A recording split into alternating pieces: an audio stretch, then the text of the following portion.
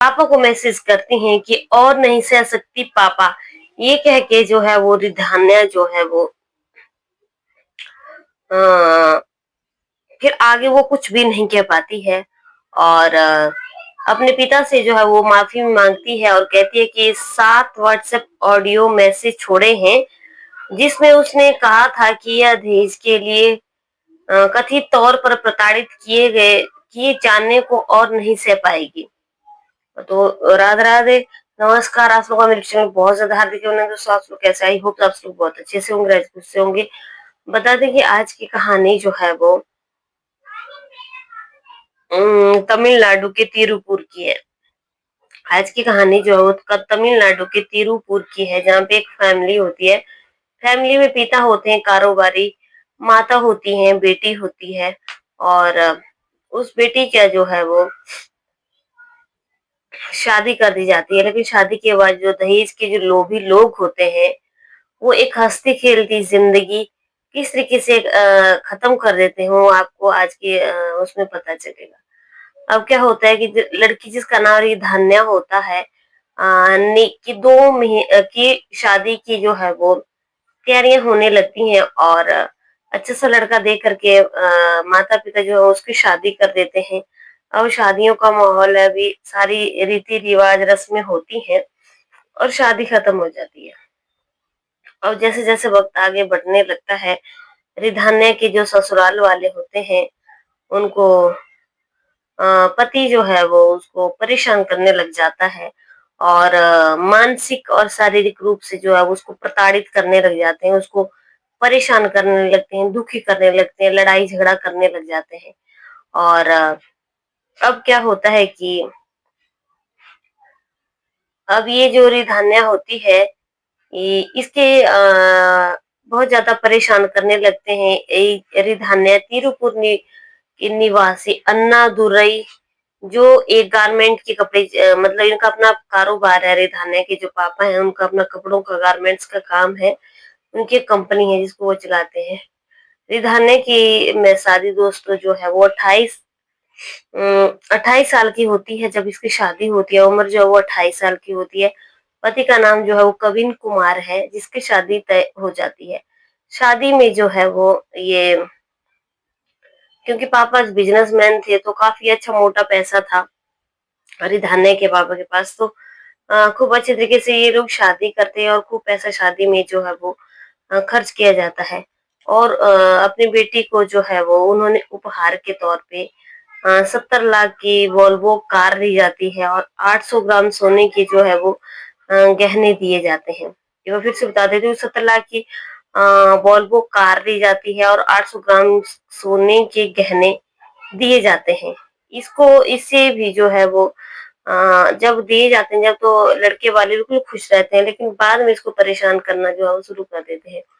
अब ये पति जो है वो शारीरिक रूप से जो है वो उसको शोषण करने लगता है और उसको फिजिकली तरीके से जो है वो काफी टॉर्चर करने लग जाता है। और ये जो सास है वो भी मानसिक रूप से जो है वो प्रताड़ित करने लग जाती है और इसे जो है वो रिधान्या काफी परेशान रहने लग जाती है। वो अपने पिता से भी इन बातों को शेयर करती है, अपनी माँ से भी शेयर करती है, लेकिन माँ बाप का तो दोस्तों एक ही बात होता है कि समाज क्या बोलेगा, अब तुम्हारी शादी हो गई और तुम्हें इसके साथ एडजस्टमेंट करनी ही पड़ेगी। बस कोई नॉर्मल सी, मतलब हर किसी माँ बाप की जो है वो यही परेशान करने लगते हैं और दहेज की जो है वो से बार बार डिमांड की जाती है कि उनको और दहेज चाहिए। इतना सारा दहेज मिलने के बाद भी जो है वो उनका पेट नहीं भरता है और बार बार दहेज की जो है वो डिमांड करने लग जाते हैं। अब जब वो अभी उस वो इतनी परेशान होती है, जो अपने घर वालों से कांटेक्ट करती है, लेकिन घर वाले भी जो है कुछ नहीं सुनते हैं। तो वो एक इतना खौफनाक कदम उठा देती है कि किसी ने भी नहीं सोचा होता है कि कभी ऐसा भी हो सकता है। जब वो घर से प्रताड़ना नहीं सह पाई है तो घर से मंदिर जाने का बहाना करके निकलती है कि वो उसको मंदिर जाना है और घर से मंदिर कह करके निकलती है। और बाद में क्या करती है कि गाड़ी होती है, गाड़ी में बैठी हुई होती है और वहां पे जाकर के वो कीटनाशक उसके पास गोलियाँ होती हैं, जिनको गोलियाँ खा कर के अपनी आत्महत्या कर लेती है। अब रिधान्या जो है वो रविवार को मोंडी पलायम में मंदिर जाने की बात कहकर घर से निकल जाती है। मोंडी पलायम एक मंदिर है, वहाँ से वो घर से ये बात कहकर निकलती है कि वो इस मंदिर में जा रही है और रास्ते में उसने कार रोककर कीटनाशक गोलियाँ जो थी वो खा ली। जब लोगों ने देखा कि एक यहाँ पे कार खड़ी हुई है, लेकिन इस कार में कोई भी हलचल नहीं हो रही है, ना कोई निकल रहा है, ना ये कार स्टार्ट हो रही है, तो फिर वो लोग जो है वो कार के पास जाते हैं, तो वहाँ पे और कार को खोलते हैं तो वहाँ पे बेसुध हालत में जो है वो पड़ी हुई होती है। अ तो फिर उसके बाद क्या होता है, लोगों ने पुलिस को इन्फॉर्म किया। सेय्यूर पुलिस को जो है वो सूचित किया जाता है। जो राह में चलते हुए लोग होते हैं वो सेय्यूर पुलिस को सूचित करते हैं। उसके बाद पुलिस आती है और वाहन की जाँच जो है वो गाड़ी की जाँच करती है। तो पाया जाता है कि रिधान्या अंदर मृत अवस्था में थी और उसके मुँह से जो है वो झाग निकल रहा था। अब जब उसके मुँह से झाग निकल रहा होता है तो पुलिस उसे एकदम जैसी कंडीशन में देखते हैं, वो उसी कंडीशन में उसको आनन-फानन में जिला सरकारी अस्पताल में लेकर पहुँच जाते हैं। जहाँ डॉक्टर जो है वो उसको एकदम मृत घोषित कर देते हैं कि वो पहले ही मर चुकी है। हॉस्पिटल ले जाने के लिए बहुत लेट हो गए थे। अब इस घटना की सुना पाकर जो है मौके पर जब पता चला, उसके परिवार वालों को पता चला तो मरा पर माता-पिता काफ़ी रोने लगे, काफ़ी हंगामा हुआ। अब परिवार वाले जो हैं और रिश्तेदार जो हैं वो न्याय की माँग करते हुए वहाँ पे काफ़ी जमा हो गए। उन्होंने पुलिस से भी तत्काल कार्रवाई की माँग की। अब पुलिस ने आरोपी जो उसका पति है कविन कुमार, उसके पिता ईश्वर मूर्ति जो रिधान्या थी उसकी ससुर का नाम ईश्वर मूर्ति है और पत्नी मतलब सास का नाम चित्रा देवी है। उन्होंने पुलिस वहाँ पे जाती है और गिरफ्तार कर लेती है और मामला जो है वो आगे दर्ज कर लेती है और आगे की जाँच जो है वो करी होती है। आत्महत्या से पहले रिधान्या ने अपने पिता से जो है वो दोस्तों माफ़ी माँगते हुए 7 व्हाट्सएप ऑडियो मैसेज छोड़े थे, जिसमें उसने कहा था कि वह दहेज के लिए कथित तौर पर प्रताड़ित किए जाने को और नहीं सह पाएँगी। ऑडियो मैसेज में उसने कहा था कि साजिश के तहत यह शादी की गई थी। मुझसे रोजाना का टॉर्चर अब और नहीं सहा जा रहा है।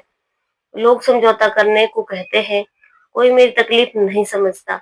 आपको भी लग रहा होगा कि मैं झूठ बोल रही हूँ, लेकिन ऐसा नहीं है। हर कोई नाटक कर रहा है और मुझे नहीं पता कि मैं कुछ क्यों नहीं कर पा रही हूँ। लेकिन मैं पूरी ज़िंदगी आप पर बोझ बनकर नहीं रहना चाहती। इस बार मैंने कोई गलती नहीं की है। मुझे यह ज़िंदगी इस तरीके की ज़िंदगी जो है वो परेशान नहीं है। अबरी धान्या ने आगे कहा वे मुझे मानसिक रूप से प्रताड़ित कर रहे हैं, जबकि मेरा पति मुझे शारीरिक रूप से प्रताड़ित कर रहा है और मैं जिंदा नहीं रह सकती।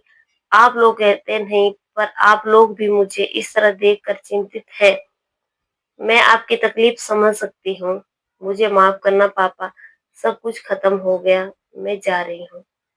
ये दोस्तों ये शब्द जो थे रिधान्या के थे, जो उसने अपने पापा को लिखे हुए थे, लेकिन जो शब्द उसने अपने पापा को लिखे हुए थे अपने वहाँ पे एक कागज था, नोटिस था, डायरी थी, जिसके ऊपर लिखे हुए थे। कहीं न कहीं इनसे पता चलता है कि परिवार को भी ये पता था कि ससुराल वाले जो हैं उसको प्रताड़ित कर रहे हैं, लेकिन इस स्थिति में परिवार मायके वालों को जो है वो लड़की को जो है लड़की का साथ देना चाहिए, ना कि उसको ये कहना चाहिए सिर्फ ये 2 शब्द बोल के कि एडजस्ट करना पड़ेगा और तुम्हारी शादी हो गई है। न जाने और कितनी लड़कियों की ज़िंदगी तबाह होगी। और इसमें जो है माँ-बाप को जो है वो लड़की का साथ देना चाहिए। शादी होने के बाद ही लड़की की ज़िंदगी खत्म नहीं हो जाती है। माँ-बाप से रिश्ता खत्म नहीं हो जाता है। बाकी फिलहाल उन लोगों को ससुराल वालों को जो है वो अरेस्ट कर लिया है, आगे की कार्रवाई जारी है। आज की कहानी में बस इतना ही दोस्तों, कल की कहानी फिर से मिलते हैं, तब तक के लिए जय हिंद, जय भारत।